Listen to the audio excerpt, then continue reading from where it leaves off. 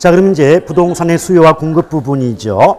그런데 거기 뭐 수요와 공급의 기본적인 의미라든지 이런 것들은 알고 계신다고 보고, 일단 수요 공급이 변화할 때 가격과 양의 변화는 크게 두 가지 형태로 구분될 수가 있습니다. 다만 일단 그 19쪽 아래에 보시면 그 표가 있죠. 이 표에서 대체재 가격 변화와 보완재 가격 변화가 있지 않습니까? 이 부분이 조금 어렵고요.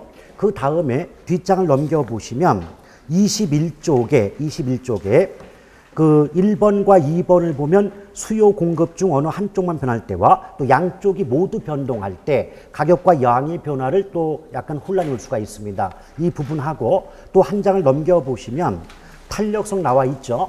이걸 묶어가지고 좀 중요한 부분만 압축해서 설명을 드리겠습니다. 여러분, 일단 대체재라고 하는 것, 그 의미가 뭐예요? 재라고 하는 것은 재화의 준말이기 때문에 상품이겠죠. 근데 대체한다는 것은 무엇인가 바꾼다는 의미가 되지 않습니까? 근데 무엇인가 바꾸려면 같은 것끼리 바꿔요, 다른 것끼리 바꿔요. 같은 것끼리 바꿔요. 이게 무슨 말이냐? 예컨대 철도 노조가 파업하면 대체 인력을 긴급 투입한다는 말 쓰죠. 그럼 그때 대체 인력은 철도 기관사 출신을 데리고 가야지 택시 기사를 데리고 가면 안 되지 않습니까? 그렇죠. 그래서 대체라고 하는 건 뭐다? 용도, 기능 면에서 동일 또는 유사한 것끼리 대체가 되는 거예요. 아시겠죠? 그러니까 같은 것끼리 바꾼다.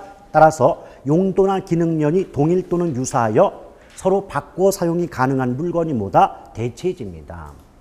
근데 보완재라고 하는 것은 서로 다른 두 개의 물건이 있다고 할 때 그 물건을 하나하나 따로 쓸 때보다는 함께 사용할 때 소비자의 만족, 두 글자로 효용이 증가하는 재화를 우리가 보완재 그러죠. 근데 의미는 아는데 그런 의미를 안다고 해서 문제를 맞출 수 있는 게 아닙니다. 무슨 말이냐면, 자, 대체재든 보완재든 일단 물건이 두 개가 나와야 돼요. A재, B재. 그러면 A라는 물건의 가격과 B라는 다른 물건의 수요량이 동일 방향, 즉 같은 방향으로 바뀌는 게 대체재고 서로 반대 방향으로 바뀌는 게 보완재입니다. 자, 예를 한번 들어볼까요?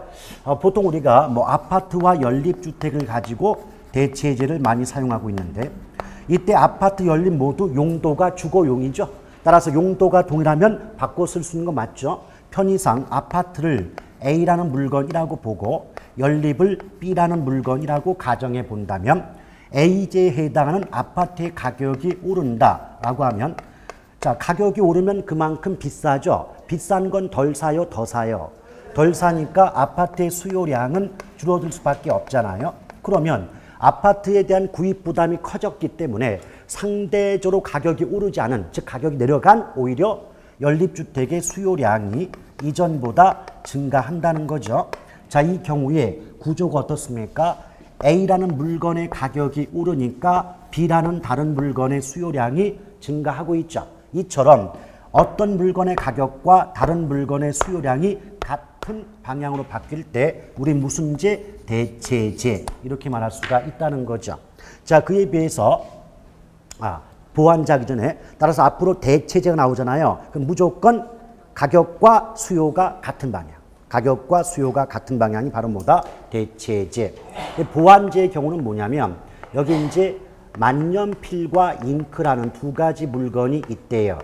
근데 만년필에는 잉크를 채웠어야 사용이 가능하지 않겠습니까? 그 만년필을 A라는 물건, 잉크를 B라는 물건이라고 본다면 만년필의 가격이 오르면 비싸서 잘 못 사겠죠. 그 만년필은 이전보다 덜 쓴단 말이에요. 그 만년필을 덜 쓰게 되면 만년필에 채워서 사용하는 잉크도 이전보다는 사용량이 줄겠죠. 그렇죠? 그럼 잉크의 수요량은 감소한다는 거예요. 이처럼 A라는 물건의 가격이 오를 때 B라는 물건의 수요량은 반대로 줄어들지 않았습니까? 따라서 가격과 수요가 반대 방향으로 바뀌면 보완재, 같은 방향으로 바뀌면 대체재, 이렇게 보시면 돼요. 근데 우리가 이제 또 균형의 이동, 균형의 변화라는 것이 있는데요. 원래 균형이란 말 자체가 뭐예요? 수요와 공급이 일치하는 상태가 뭐다? 균형이 되겠죠. 그런데 이걸 그래프로 만들게 되면 우리 부동산 경제론에 나오는 그래프는요, 기본이 뭐다? 피카츄예요. 기본이 뭐라고요? 피카츄. P는 프라이스 가격이고 Q는 쿼안티티 양이란 말입니다. 오케이? 근데 균형자가 나오잖아요. 그럼 하나의 그래프에 수요 곡선과 공급 곡선이 모두 들어가야 됩니다. 자, 수요 곡선은 가격과 수요량이 반비례하니까 우하향하죠. 또 공급 곡선은 가격과 공급량이 비례니까 우상향합니다. 이처럼 수요 곡선과 공급 곡선이 맞닿는 이 지점을 균형점이라 하고 이 균형점에서 결정되는 가격을 균형 가격, 양을 균형 양이다 라고 말하죠. 이때 균형 양은요, 그 가운데에 여러 가지 말이 들어갈 수 있어요. 예컨대 뭐 균형 수급량, 균형 거래량, 균형 교환량 이런 말 나올 수가 있는데 균형과 양만 붙으면 가운데 어떤 말 들어도 다 똑같은 말입니다. 아시겠죠? 근데 이 경우에 여러분 만약에 수요든 공급이든 곡선이 오른쪽 왼쪽으로 이동을 하게 되면 수요 곡선과 공급 곡선이 맞닿는 균형점이 달라질 거 아닙니까? 그럼 균형점이 달라지면 균형점에서 결정되는 균형 가격과 균형량이 달라질 수밖에 없지 않느냐. 이걸 우리가 균형의 변화, 균형의 이동 이렇게 말할 수가 있겠죠. 그런데 첫 번째 패턴은요. 수요 공급 중에서 어느 한쪽만 변동하는 경우다라고 보시면 되죠. 자, 이때 수요가 증가 또는 감소하거나 또 공급만 증가 또는 감소하는 경우에 과연 균형점이 어떻게 변화함에 따라서 균형점에서 결정되는 가격과 양이 어떤 변화의 모습을 보일 수밖에 없는가? 이걸 따져볼 필요가 있다는 거죠.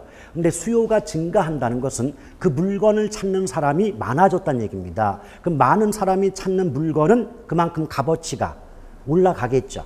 인기가 높아지니까. 따라서 가격이 어떻게 돼요? 올라가요. 근데 가격이 올라가고 많은 사람이 찾으면 거래도 많이 이루어질 수밖에 없죠. 거래가 늘어나니까 결국 뭐다? 균형 거래량은 증가한다. 근데 반대로 수요가 감소한다는 것은 그 물건을 찾는 사람이 별로 없다는 얘기예요. 그럼 어떻게 돼요? 가격이 내려가면서 거래량도 줄어들 수밖에 없지 않냐 이 말이 됩니다. 공급의 증가는 더 간단합니다. 공급이 늘어난다는 것은 그 물건이 어떤 물건이 양적으로 많아진다는 거예요. 양적으로 많아지면 양은 늘어난다. 근데 양적으로 많아지면 귀해져요, 흔해져요. 흔해지니까 가격이 떨어지는 거예요. 근데 공급이 줄어든다는 건 그 물건을 찾기가 쉽지가 않다는 겁니다. 따라서 귀해져요. 그러니까 양적으로는 줄어들고 그만큼 귀해지니까 가격은 올라간다라고 말할 수 있죠. 이때 자, 공급이 없고 수요만 있다고 볼까요? 자, 수요 봐요. 수요가 늘어요. 그럼 가격이 올라요. 양이 늘어요. 수요가 줄면 가격도 내리고 양도 줄죠. 오케이? 느낌 안 와요? 얘 늘죠. 얘 올라가죠. 얘 늘죠. 얘 줄죠. 얘도 줄어요. 얘도 내려가요. 그럼 결국 뭡니까? 수요만 따진다면 수요의 변화와 가격과 양의 변화는 항상 일치한다. 아시겠어요? 따라서 최소한 수요가 증가한다 이 말이 나오는데 가격이 떨어진다는 등 양이 줄어든다는 등 이런 말은 나올 수가 없는 거죠. 무조건 근데 전제 조건 수요 한쪽만 변할 때만 얘기해요. 아시겠죠? 그리고 일단 가격이 없다고 봐요. 그럼 수요 공급과 양의 변화만 비교해 봐요. 수요가 늘죠. 양 늘어요. 줄어요. 줄어요. 공급 늘어요. 양 늘어요. 줄어요. 줄어요. 이것만 비교해보라니까요. 지금 수요 공급의 변화와 양의 변화는 같은 방향 아닙니까? 그렇죠. 따라서 수요든 공급이든 증가한다 나와 있을 때 양은 무조건 늘어날 것이고 수요든 공급이든 줄어든다고 나온다면 양은 무조건 줄어든다는 말이 나와야 된다는 말이에요. 아시겠죠? 그러므로 압축하면 수요 공급의 변화와 양의 변화는 일치. 오케이? 또 수요만 놓고 보면 수요의 변화와 가격 양의 변화는 일치. 이런 식으로 기억을 하시길 바라겠습니다. 근데 이럴 경우에는 그나마 좀 쉬운데요. 수요 공급이 동시에 바뀔 때는 좀 문제가 있죠. 근데 수요와 공급이 동시에 바뀔 때도 패턴은 두 가지입니다. 같은 방향과 반대 방향. 자, 첫 번째 패턴 어때요? 수요가 늘면 공급도 늘고 수요가 줄면 공급도 줄어드니까 수요 공급의 변화 방향이 같은 경우죠. 두 번째 패턴은 수요 공급의 변화가 서로 반대 방향으로 바뀔 때입니다. 이럴 때 과연 균형 가격과 균형량은 어떨 것이냐라고 보면은요. 결론을 미리 말씀드리면 단순히 이렇게만 나왔다. 수요와 공급이 동시에 증가한다. 이렇게만 나오면 수요와 공급이 같은 방향으로 바뀔 때는 균형 가격은 정확히 알 수 없지만 균형량은 정확히 알 수 있고요. 수요 공급이 서로 반대 방향으로 바뀔 때는 가격은 정확히 알 수 있지만 양은 정확히 알 수 없습니다. 이게 왜 그러냐? 끊어서 보세요. 자, 첫 번째 가격 없다고 보고 양만 가지고 봐요. 수요와 공급이 둘 다 늘었죠. 그럼 양은 늘겠죠. 수요 공급이 둘 다 줄었죠. 그럼 양은 무조건 줄겠죠. 그래서 수요 공급이 같은 방향으로 움직일 때는 양은 정확히 파악할 수가 있다. 이렇게 말해요. 그런데 왜 가격을 알 수가 없느냐? 여러분들이 왜 이런 거 잘 못 푸는 줄 알아요? 쫙 보거든. 쫙 보면 아무도 못 풀어요. 끊어서 봐요. 끊어서 보세요. 자, 수요 증가하죠? 여기만 보면 가격이 어떻게 돼요? 오르죠. 자, 공급 증가 봐요. 공급 증가할 때 가격은 내리죠. 그럼 결국은 한쪽은 가격이 올라가고 한쪽은 가격이 내려가는 원인끼리 묶였잖아요. 그러니 정확히 가격을 알 수가 없다. 이렇게 나오죠. 자, 두 번째 패턴 서로 반대 방향. 자, 가격 보세요. 수요 늘어요. 가격 올라가죠. 공급이 줄어요. 가격 올라가죠. 그럼 가격이 오르는 것끼리 묶였으니까 이때 가격은 무조건 상승이고 반대일 때는 하락한다. 나오겠죠. 근데 분명히 앞서 제가 뭐라 했어요? 수요 공급의 변화와 양의 변화는 항상 같다 그랬잖아요. 이걸 보세요. 양 따지는 거예요. 수요가 늘면 양이 늘죠. 무조건이에요. 공급이 줄면 양이 줄겠죠.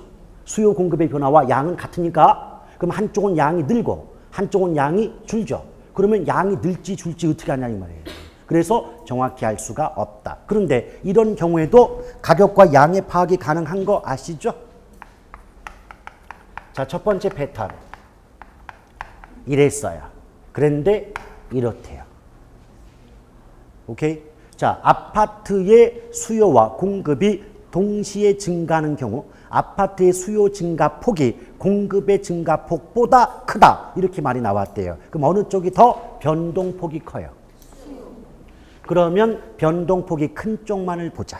즉 공급 증가는 신경 쓴다 안 쓴다? 안 쓴다. 그럼 수요 증가할 때 가격 어떻게 돼요? 올라요. 양 어떻게 돼요? 늘어요. 그렇게 보시면 돼요.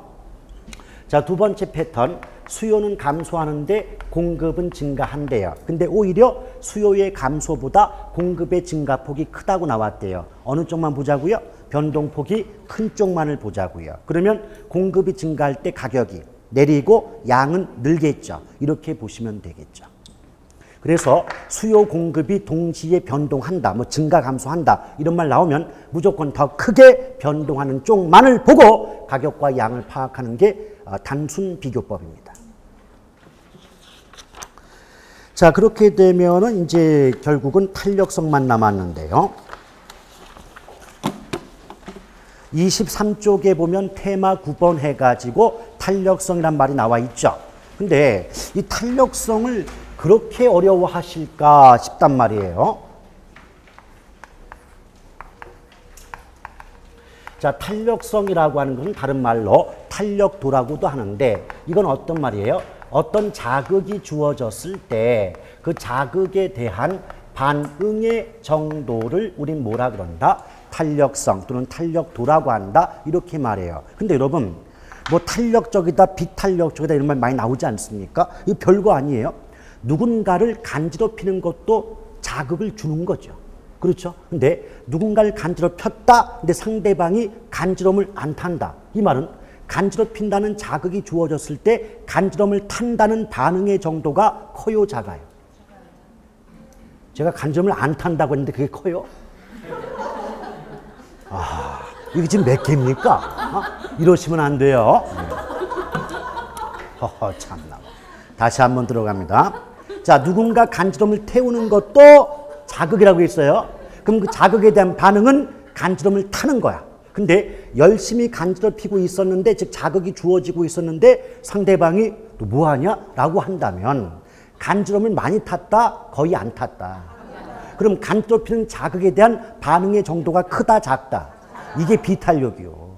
오케이? 그런데 어떤 사람은 그런 경우 있죠. 간지럼을 태웠다, 쓰러졌다.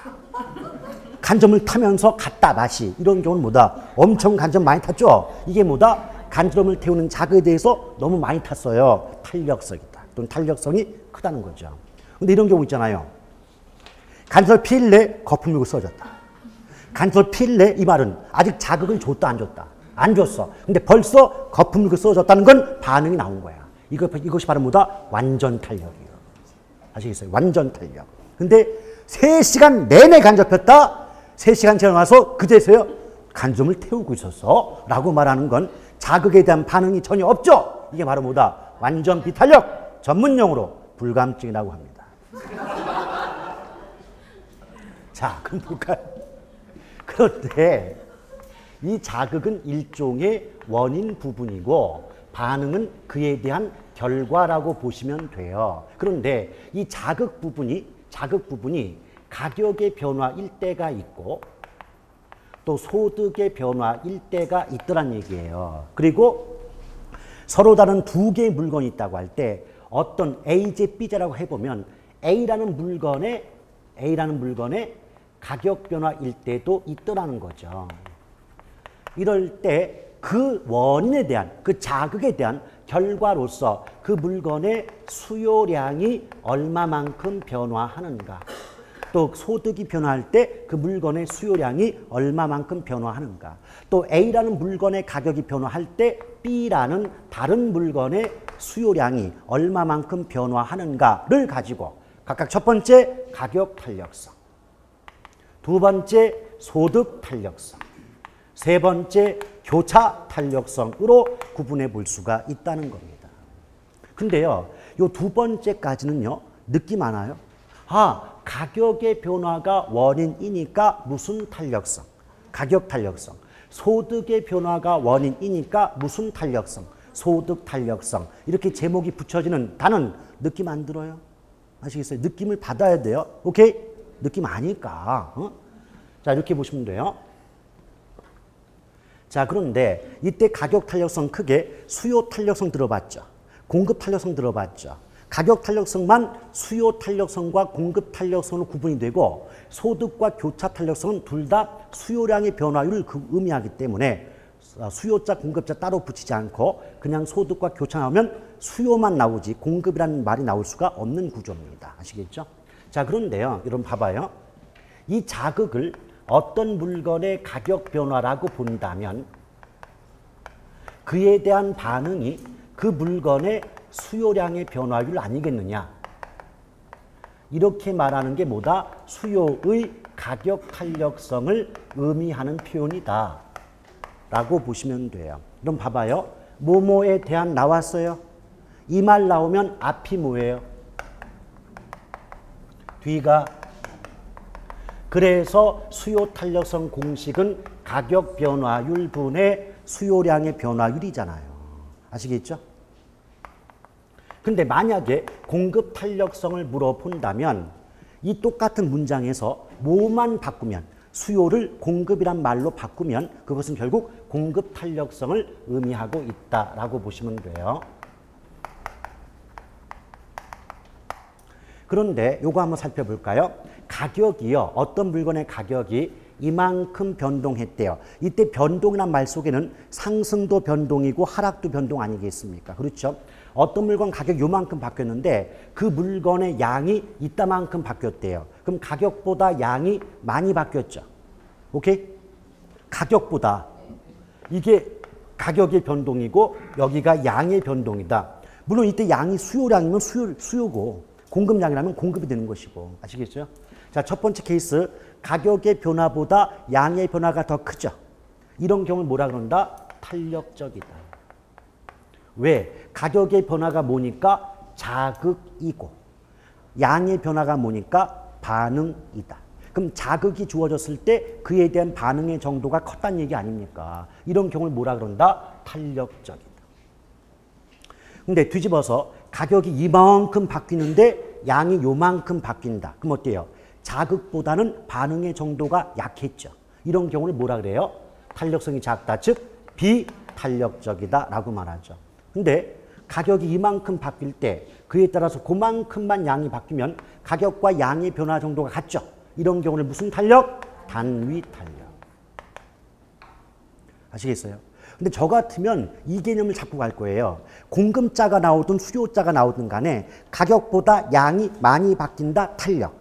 가격보다 양이 적게 바뀐다 비탄력. 가격과 양이 같은 만큼 바뀐다 단위 탄력. 저 같으면 그렇게 기억할 겁니다. 자, 그러면 여러분 봐봐요. 이 공식에 한번 대입해서 다시 한번 들어가 볼까요? 자, 지금 분모가 가격의 변화율이고 분자가 수요량의 변화율 맞죠?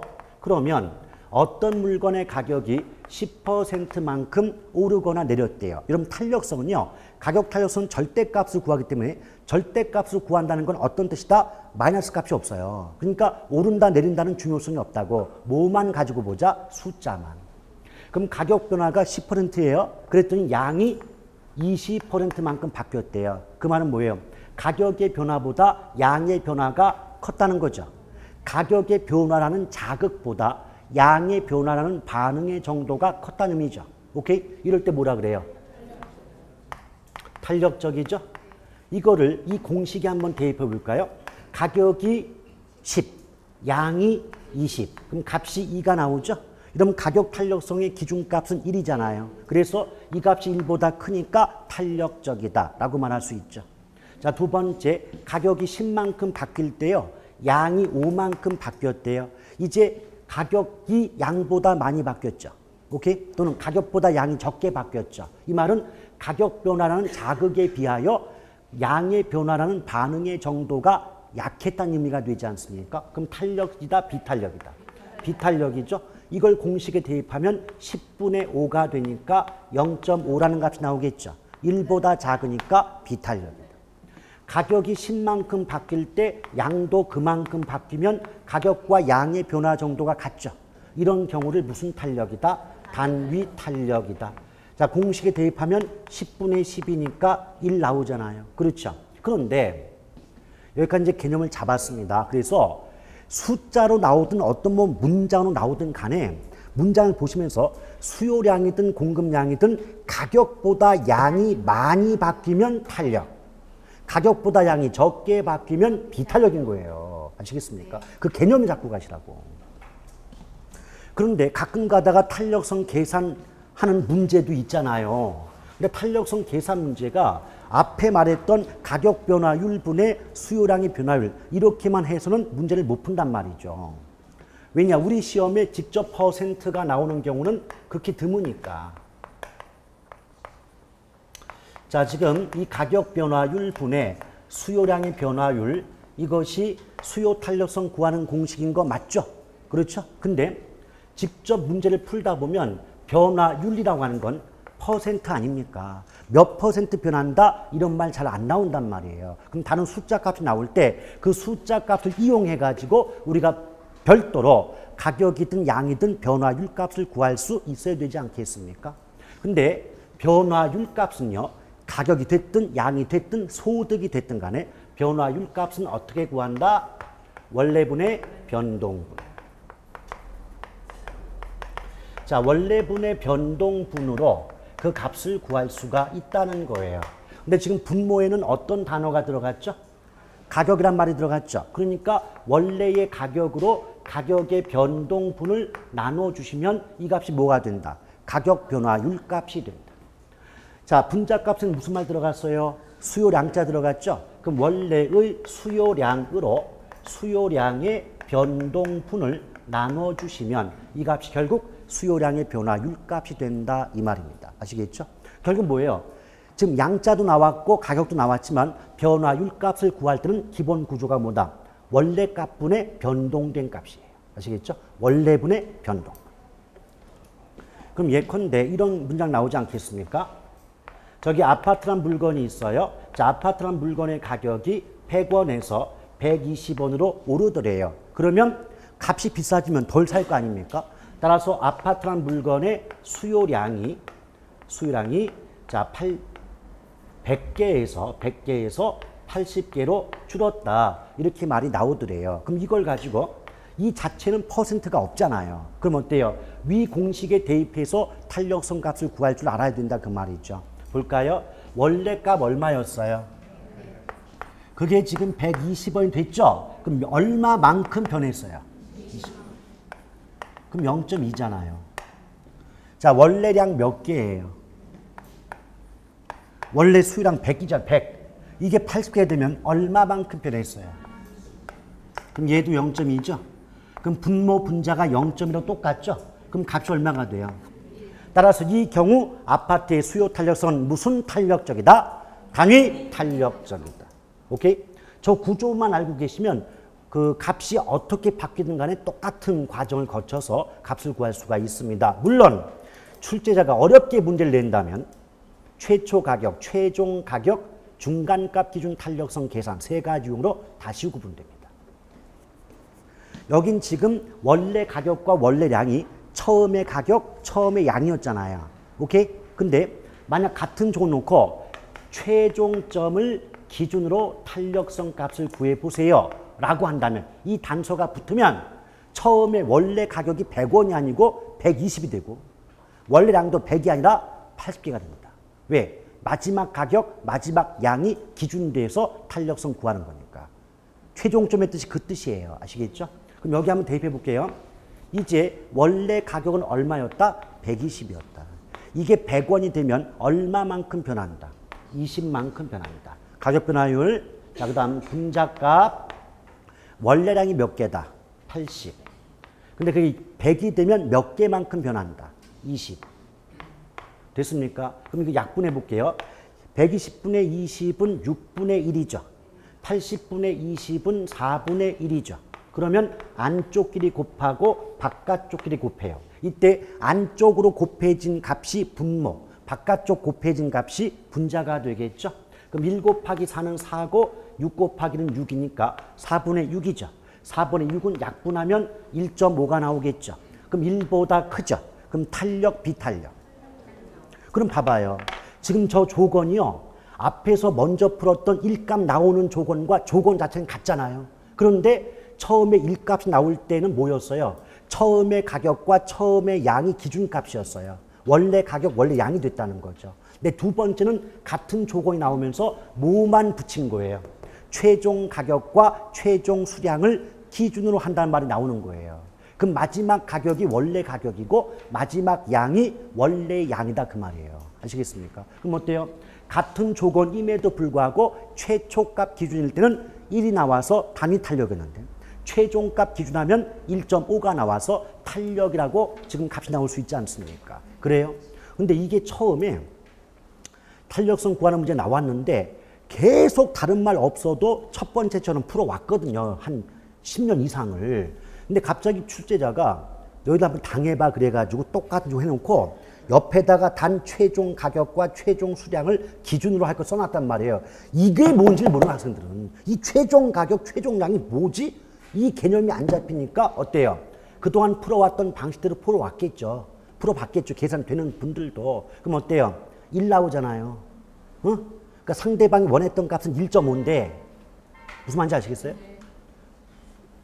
우리가 볼 때는 최종 가격과 양이 기준을 한다 이 말이 모르니까 그냥 기계적으로 풀었더니 1이 나왔어. 근데 문제는 그 1이 보기 속에 있어요. 예컨대 보기 1번에 1, 보기 2번에 뭐 1.25, 보기 5번에 뭐 1.5 이렇게 나온다고. 그럼 1이 거기 있으니까 계산이 되는 분들도 사실 1값이 나왔다는 건 계산이 됐다는 얘기 아닙니까? 그런 분들조차도 1이 있으니까 내 계산이 잘못됐구나 이런 느낌이 없는 거예요. 그래서 드디어 하나 풀었다고 집에 갔는데 웬걸 나가리네. 그게 바로 뭐다? 단서를 잘 봐야 되는 거예요. 단서를. 아시겠죠? 근데 봐봐요. 제가 지금 가격 탄력성 얘기하고 있지 않습니까? 그런데 요 조건을 잘 보세요. 소득 탄력성은 뒤에 수요량이 변한다는 똑같잖아요. 앞에 소득 가격 대신에 뭐만 바뀌어? 소득이 바뀌죠. 오케이? 그러면 자, 어디 있어? 여기다 있겠지? 제가 지금 문장을 만들어 보는 연습을 하는 거예요. 지금 맨 첫 번째 저 문장이 즉 가격 변화율에 대한 수요량의 변화율 이 문장이 각 수요 탄력성 그 문장이었잖아요. 오케이? 그럼 봐봐요.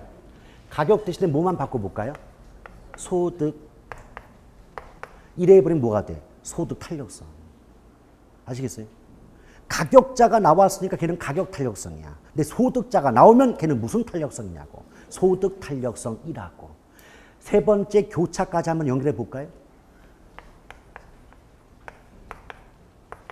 똑같잖아. 근데 뭐만 달라요? 이것만 틀리죠. 이걸 잘 보세요. 가격 탄력성과 교차 탄력성을 잘 비교해 보시라고. 여기서 A제, B제 이 말만 없으면 가격 변화율에 대한 수요량의 변화를 똑같은 문장 아니냐고. 아시겠어요? 따라서 교차는 일반적인 가격 탄력성과 같은 문장인데 A제, B제, 뭐 X제, Y제, 아파트 연립, 만년필 잉크와 같이 서로 다른 두 개의 물건이 나올 뿐이다 그 말입니다. 아시겠어요? 네? 프린트가 잘못됐어요?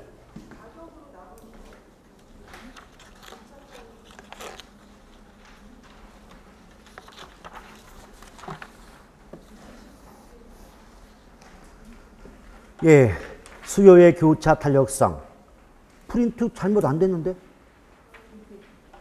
어느 부분이 잘못됐다고 느끼십니까? 예. 맨 마지막 공식에서 그 분자값에도 가격자가 들어가 있네요. 예, 그걸 수요량을 바꿔야 되겠죠. 그럼 오타가 난 거고. 또 다른 거는 없습니까? 예. 자, 그러면 자, 두 번째 소득 탄력성 공식을 보면 소득 변화율이 분모가 되겠죠. 에 대한 앞이 분모니까. 그렇죠? 그럼 뒤에 분자값은 똑같이 수요량의 변화율 값이 나올 수밖에 없겠죠. 교차 탄력성은 A제, B제만 없으면 뭐다?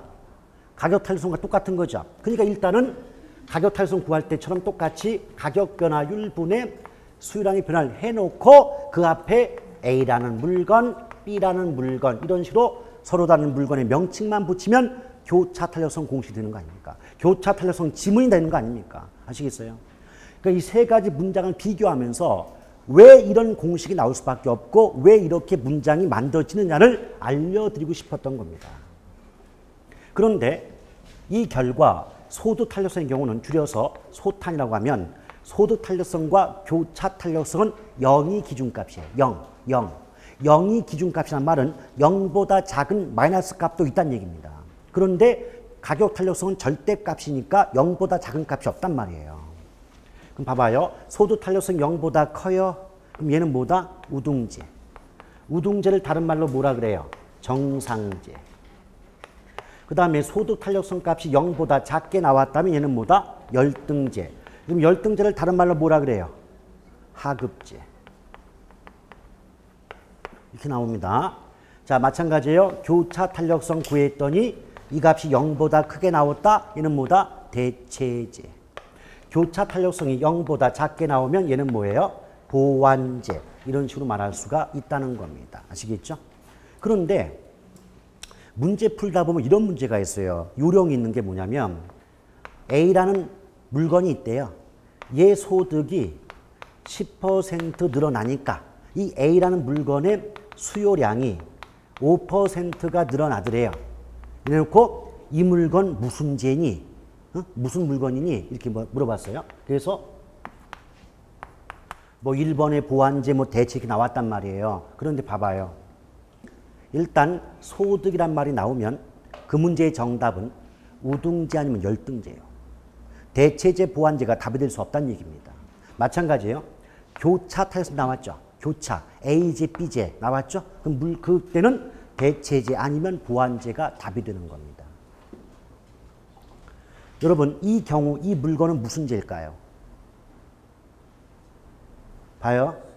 소득 나왔구만. 소득이란 단어가 나왔죠. 그럼 대체제나 보완제 어떤 말도 답이 될 수 없다고.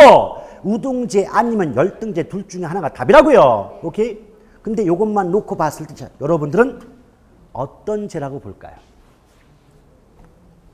봐요. 이 문제의 출제 의도는 이 소득 탄력성 공식에 대입해서 값을 구해보고 그 값이 0보다 크면 우등제고 작으면 열등제다. 이게 의도였어요. 저는 그렇게 안 풀어요.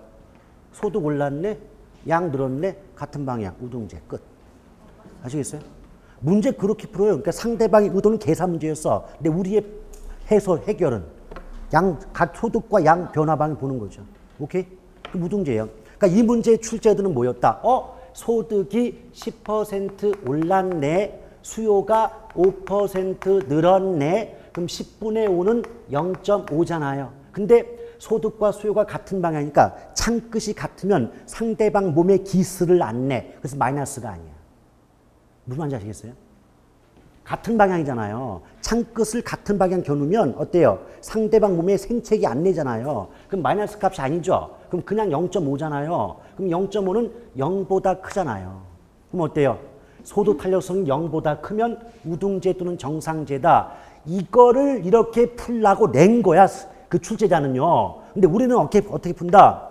소득과 수요가 같은 방향 우등제 답 이렇게 푸는 거예요. 그럼 어때요? 저 계산이 되는 분들은 그나마 똑똑한 분들인데 그 계산해가지고 풀 때 최소한 30초 걸리면 우리는 딱 보자마자 문제만 보죠. 늘고 같은 방향 우등제 찍고 넘어가잖아요. 5초 만에. 그런 것들이 문제 푸는 요령이라는 거죠. 됐습니까? 그럼 봐봐요. A라는 물건의 가격이 10% 올랐다. 근데 B라는 물건의 수요량이 5% 줄었다. 얘의 출제 의도는 여기에 이 공식에 대입해서 교차 탄력성 값을 구해보고 그 값이 0보다 크면 대체제, 작으면 보완제 아니겠니? 이렇게 물어봤던 거예요. 오케이? 근데 우리는 어떻게 푼다? 가격 올랐죠? 수요 줄었죠? 가격과 수요가 반대 방향은 무슨 제? 보완제. 그 답이에요. 근데 출제한 의도는 이거예요. A라는 물건의 가격이 10% 오를 때 B라는 다른 물건의 수요량이 5% 줄었다. 그럼 일단 숫자만 따지면 0.5죠. 근데 창끝을 서로 겨눴네. 무슨 말인지 아시겠어요? 가격은 늦는데 수가 줄었잖아요. 서로 창끝을 겨누면 몸에 생채기가 남죠. 마이너스. 그럼 어때요? 마이너스 0.5면 0보다 작은 값이죠. 그럼 무슨 제? 보완제. 이게 원래 출제 의도였다고. 근데 우리는 이런 공식 필요 없다는 거죠. 딱 보고 가격과 수요가 반대 방향이니까 보완제라고 바로 찍고 넘어가자 그 말이에요. 아시겠습니까? 여러분 하도 그 계산 자체를 포기하는 바람에 숫자만 나오면 여러분들이 긴장해요. 숫자만 나오면 이러고 있는데 연습이 안 됐을 뿐이지 지금부터라도 이 정도 연습하시면 충분히 쉬운 계산 문제는 다 풀어내실 수가 있을 겁니다. 별로 어려운 개념이 아니라는 거죠. 오케이? 말이 나왔으니까 말이에요. 거기 확인학습 문제 좀 몇 가지 풀고 그냥 끝낼게요. 자, 확인학습 문제 1번 있잖아요. 이 15의 추가 문제니까 얼마나 쉬운 문제냐고 이게. 왜? 그냥 퍼센트가 나왔구만 그냥. 자, A지역의 중형주택 임대료가 15% 오름에 따라 그 중형주택에 대한 임대 수요가 30% 줄었대요. 그럼 가격이 얼마 올랐어요? 또 안 되죠. 여러분 원래 이론에는 가격 나오는데 희한하게 출제자들은 문제할 때는요. 가격이란 말 대신에 임대료란 말을 그렇게 많이 써요. 그러니까 경제론 이런 문제에서 임대료 나오면 가격이라고 놓고 봐도 상관이 없다고요. 그럼 가격이 15% 올랐죠. 그랬더니 수요가 30% 줄었죠. 근데 가격 탄력성은 절대값이니까 마이너스가 없다 그랬어요. 그러면 증가 감소 신경 쓰지 말고 숫자만 대입하면 15분의 30 아니냐고. 15분의 30이죠. 이거 나누면 얼마 나와요? 2! 아시겠어요? 2! 그래서 답이 4번 나고 이거예요. 아시겠습니까?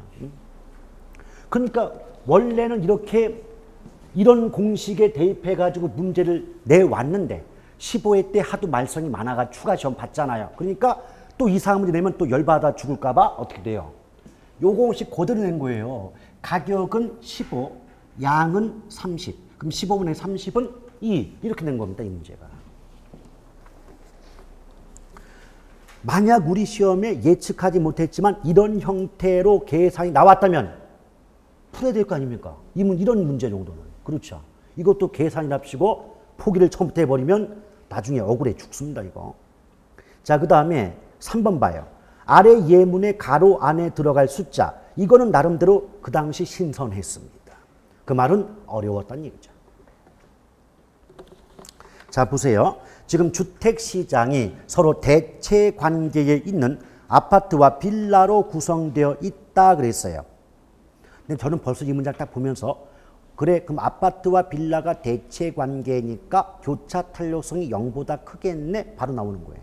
그러니까 그 뒤에 아파트 가격에 대한 빌라 수요의 교차 탄력성은 0.8이라고 나오죠. 0보다 큰 값 나오지 않습니까? 그러면서 아파트 가격이 1,600만 원에서 2,000만 원으로 상승한다면 빌라의 수요량은 1,200세대에서 몇 세대로 증가할 것이냐 그랬어요. 자, 교차 탄력성 공식입니다.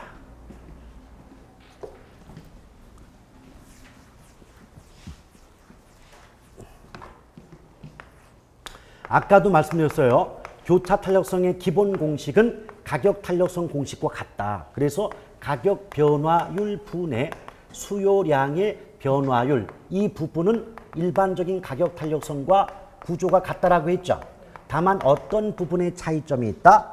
아파트 연립 이런 식으로 서로 다른 두 개의 물건 명칭이 앞에 붙을 뿐이다 그랬잖아요. 오케이? 그럼 봐요. 이것만 다르지 나머지는 일반적인 가격 탄력성 공식과 같잖아요. 그러면 이 변화율 값도 아까 한 것처럼 원래분의 변동분으로 그 값을 구할 수 있지 않습니까? 그렇죠? 그럼 봐요. 자, 원래분의 변동분 또 원래분의 변동분.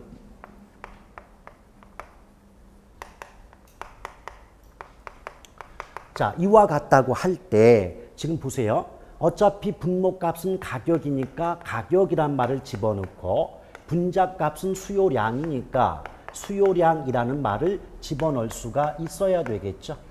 그런데 이 경우에 어떤 면만 다르다? 분모값에는 아파트가 나왔고 분자값에는 연립이 나왔잖아요. 근데 이 문제에서는 지금 연립이 아니고 빌라로 나오죠. 그래요? 그럼 당연히 요 분모값은 아파트 붙고 분자값에는 빌라라는 말만 붙여주면 되는 거예요. 그런데 지금 이렇게 구해서 완성된 값이 0.8로 지금 주어졌단 말입니다. 0.8.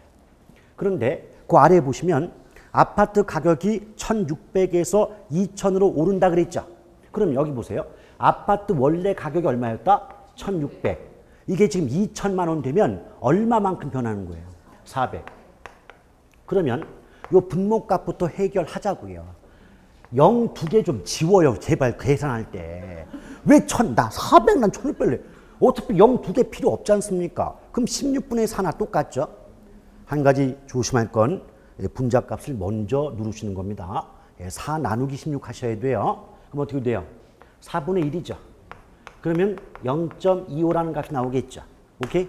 그런데요. 요 부분의 전체 값이 분자값 아닙니까? 그럼 분자값은 분모 곱하기 몫이잖아요. 분모 곱하기 몫. 그럼 0.25 곱하기 0.8은 0.2가 나와야 돼요. 이 분자값, 빌라 수요량의 변화율 값은 0.2가 나와야. 그럼 봐봐요. 저 분자가 0.2고 지금 계산해 봤을 때 분모가 0.25 이렇게 나와야만 0.8이라는 값이 나온다고요. 아시겠습니까? 그럴 때 지금 원래 빌라가 몇 개였어요? 1,200이었죠. 1,200개였죠? 오케이? 그럼 봐봐요. 이제 수요량의 변동분만 구하시면 돼요. 여기에서는 요 부분만에서 끊으면 요게 분자죠. 분자 모르잖아요. 분자 몇 개 바뀌었는지 모르잖아요. 그렇죠? 그럼 분모 곱하기 몫하면 된다고. 그럼 1200 곱하기 0.2는 240. 240이에요. 근데 대체제의 뜻이 뭐예요? 가격과 수요가 같은 방향 아니냐고. 그럼 지금 가격은 올랐잖아요. 그럼 수요도 늘어야 되겠죠. 그럼 어때요? 원래 1200였는데 240개만큼 더 늘어나게 됐다는 거예요. 그럼 합하면 몇 개가 돼요? 1440이 되는 거죠. 그래서 정답이 3번인데 따라서 여러분 3번 같은 문제가 만약 나오면 공식을 다 알고 있고 계산 과정을 알고 있다 할지라도 실제로 현장 가서 그 주어진 시간 내에 이 문제를 풀어낼 수 있겠습니까? 없죠. 그러니까 이런 것들은 포기하는 거예요. 어쩔 수 없는 거예요. 그런데 제가 1번과 3번을 비교했던 것은 1번처럼만 나와주면 이거는 포기할 수 없지 않느냐. 이 정도는. 근데 3번 같은 경우는 아니 포기하는 게 급선무예요. 그거 차라리 찍고 말지. 그거 풀다가 다른 문제 더 틀려요. 아시겠습니까? 오케이? 자, 이렇게 해서 오늘 수업을 대략적으로 마치게 됐습니다. 오늘 아침부터 수업을 받으시냐 대단히 고생이 많으셨고 200 배, 다음 주에 다시 뵙는 200 배 가지고 예, 다음 기회가 있으면 다시 뵙기를 원합니다. 대단히 수고 많으셨습니다. 고맙습니다.